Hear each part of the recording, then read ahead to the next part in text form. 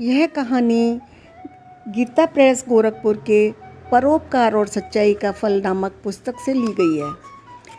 पिताजी की मृत्यु के होने से बचपन में ही घर का भार बेचारे रावतमल बाबू पर आ पड़ा, जो अपने पिता के एकमात्र पुत्र थे।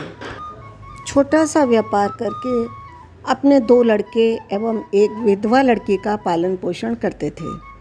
किसी कार्यवश इनको अपने मित्र हजारीमल बाबू के पिता से कुछ कर्ज लेना पड़ा।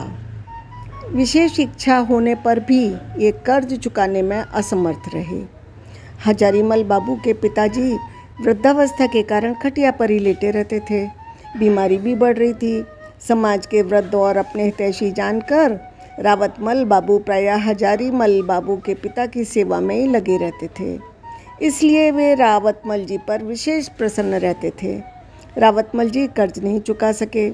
हजारीमल जी के वृद्ध पिता ने यह सोचकर कि मेरी मृत्यु के बाद कहीं मेरा बेटा हजारीमल नालिश डिग्री कुर्की करा के रावतमल को तंग ना करे, अपने हाथों से रावतमल जी के खाते को चुकता करके उठा दिया।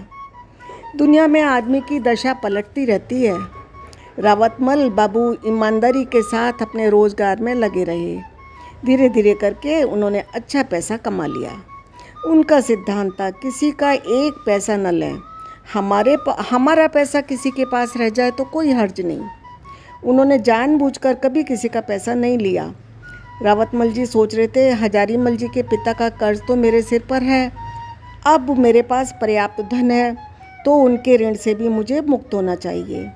उन्होंने उन रुपयों का चक्रवृद्धि ब्याज जोड़ा तो कुल प्रायः 3000 रुपये निकले।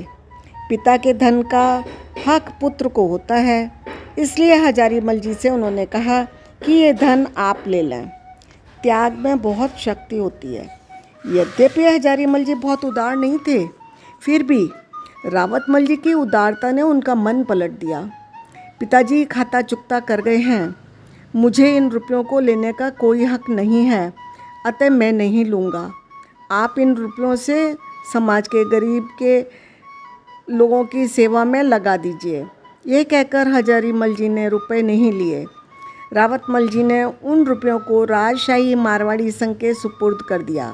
संघ की ओर से एक होम्योपैथिक औषधालय खोल दिया गया, जिसकी देखरेख का भार संघ के मंत्री गोस्वामी देवेंद्र चैतन्य भारती जी ने लिया और सन 2004 में रावतमल बाबू जी का स्वर्गवास हो गया।